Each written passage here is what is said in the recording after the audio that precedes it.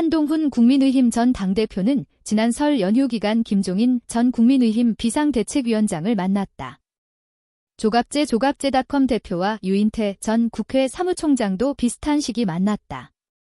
언론에서 이런 행보를 대선과 연결해 해석하지만 한 전 대표의 이 같은 활동이 반드시 대선 출마를 위한 사전 작업이라고 보기는 이르다는 주장도 있다. 한 전 대표 사정에 밝은 한 인사는 다양한 가능성을 염두에 두고 사람을 만나는 것이지 아직까지 누구에게도 본인이 어떻게 한다고 밝힌 바 없다고 말했다. 다만 친한계 인사들의 움직임은 빨라지고 있다. 한동훈 대표 체제에서 당 대변인을 맡았던 박상수 국민의힘 인천 서구갑 당협위원장은 지난 2월 1일 유튜브 채널 던더 73 스튜디오를 개설했다. 박 위원장은 채널명에 대해 별다른 설명을 붙이지 않았으나 일각에서는 한 전 대표가 1973년생이므로 건더 73, 1973년생 아래로 채널명을 정한 것이라는 목소리가 나온다. 언더 73 스튜디오는 개설 이틀 만에 구독자 1만 명, 6월 3일 오전 7시 기준을 돌파했다. 구분을 명확하게 하긴 어렵지만 친한계는 내부에서 세 그룹 정도로 분류되는 것으로 전해진다. 김종혁 전 국민의힘 최고위원이나 신지호 전 국민의힘 전략기획부총장 등 정치권에서 잔뼈가 굵은 그룹이 그중 하나다. 이들은 한 전 대표의 대선 출마를 적극적으로 지지하는 모양새다. 신 전 총장은 지난 2월 6일 오전 BBS 라디오 신인규의 아침저널에 출연해 대통령 탄핵 심판 변론 기일이 끝날 때까지 지켜보다가 등판해야 하지 않느냐, 반대 측에서 공격을 할 것이고 정면 돌파할 수밖에 없기 때문에 빨리 나오는 게 좋다는 의견도 있다며 한동훈 대표의 결단에 달린 것이라고 했다. 두 번째 그룹은 진종호 의원이나 박상수 위원장과 같은 1980년대생 소장파 그룹이다. 한동훈 대표 체제에서 당에 들어온 이들이다. 진 의원은 최근 한 전 대표와 만난 사진을 소셜미디어, SNS에 올렸다. 이번 연속 검사 대통령은 부담. 다른 그룹은 보다 젊은 외곽 그룹이다. 지명도 있는 인물은 없지만 팬카페 등과 접촉하며 대중적 여론을 한 전 대표에게 전달하는 그룹이다. 이들은 한 전 대표의 대선 출마가 시기상조라는 입장이다. 특히 탄핵이 인용될 경우 당내 반발 세력의 반대에 더해 검사 출신 대통령이란 프레임으로 야당이 공격하면 쉽지 않다는 이유를 내세운다. 그렇게 되면 재기가 쉽지 않아 정치인 한동훈 카드가 너무 쉽게 사라진다고 이들은 걱정한다. 이와 관련해 일각에서는 한동훈 전 대표의 서울시장 출마를 권유하는 것으로 알려졌다. 법무부 장관을 하긴 했어도 여전히 검사 이미지가 강한 한 전 대표가 시장으로서 행정 능력을 검증한다면 이런 이미지를 떨쳐내기 좋다는 것이다. 한 전 대표가 서울시장에 나설 수 있는 것은 두 가지 경우다.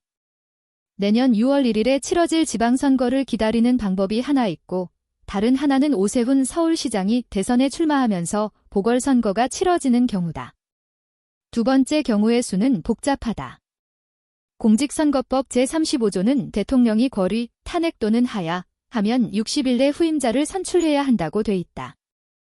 또 선관위는 2016년 박근혜 대통령 탄핵 당시 선거법 35조 사항의 대통령 거리시 선거는 보궐선거 등에 포함되는 걸로 본다며 고13조 2항에 있는 보궐선거 등의 규정을 준용하면 지방자치단체장은 선거일 30일 전에만 사퇴하면 출마할 수 있다고 해석을 내린 바 있다. 만약 헌법재판소가 윤석열 대통령의 탄핵을 인용한다고 가정하면 2월 말 인용은 4월 말 벚꽃 대선으로 치러진다. 3월 중순 인용되면 5월 중순 장미 대선이다. 오 시장 사퇴 시점이 변수인 까닭. 이런 대선 일정은 오 시장의 사퇴 시점과 연관이 있다. 중앙선거관리위원회는 오는 2월 28일까지 관할 선관위가 재보궐선거 실시 사유를 통지받지 못한 경우 당의 지자체장은 제9회 전국지방동시선거 2026년 6월 3일에서 선출한다고 확정했다. 따라서 헌재가 2월 28일 이후에 탄핵을 인용하면 서울시장 보궐선거는 치러지지 않을 가능성이 크다. 오 시장이 탄핵 심판 이후에 행보를 정하겠다고 말했기 때문이다. 오 시장이 사퇴하면 서울시 행정부시장이 내년 지방선거 때까지 직무를 대행한다. 이럴 경우 한 전 대표는 내년까지 기다려야 한다. 다만 이런 행보는 오 시장의 두 번째 서울시장 중도 사퇴라는 점에서 부담으로 작용할 수 있다. 한 전 대표 측에서는 이런 서울시장 출마설은 친한계 내부가 아닌 오 시장 쪽에서 흘리는 것이라고 의심하고 있다.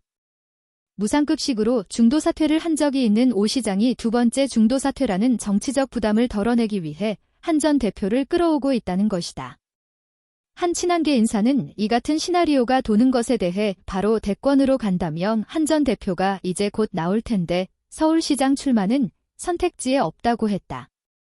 이 인사는 오 시장 측 특정 인사를 거론하며 고 시장 측에서 그렇게 많이 얘기하는 것 같은데 경선에서 잘 싸우면 될 일이다라고 덧붙였다. 하지만 대선 경선에 나올 경우 당내 경선을 통과하는 것이 쉽지 않을 뿐더러 친윤계의 집중포화를 맞아 내상이 더 심해질 가능성은 여전하다. 당원 당규를 개정하지 않은 채 조기 대선이 치러질 경우 국민의힘은 당신 민심 5대5로 대선 후보 경선을 치른다. 민심이 압도적이지 않은 이상 당심을 차지하지 못하면 대선 후보로 선출되기 힘들다. 당원 투표는 조직표 동원 전략이 관건이다. 특히 국민의힘 책임당원의 약 40%를 차지하는 영남의 경우 더욱 그렇다. 결국 한 전 대표도 영남 지역 국민의힘 의원들의 마음을 얻지 않는 이상 어려운 승부를 펼칠 수밖에 없다. 현재 여론조사나 국민의힘 내부 분위기를 보면 한 전 대표가 경선에 나가는 것이 단순히 매를 먼저 맞는 수준이 아닐 수 있다. 한 전 대표의 결정이 쉽지 않은 이유가 여기에 있다. 정치인에게 기다림이란 가장 중요한 덕목이면서 가장 지키기 어려운 덕목이다. 섣불리 주변 그룹들의 충고만 듣고 기다림을 견디지 못한 채 나섰다가 정치적 가치를 잃은 인물을 찾는 것은 어렵지 않다.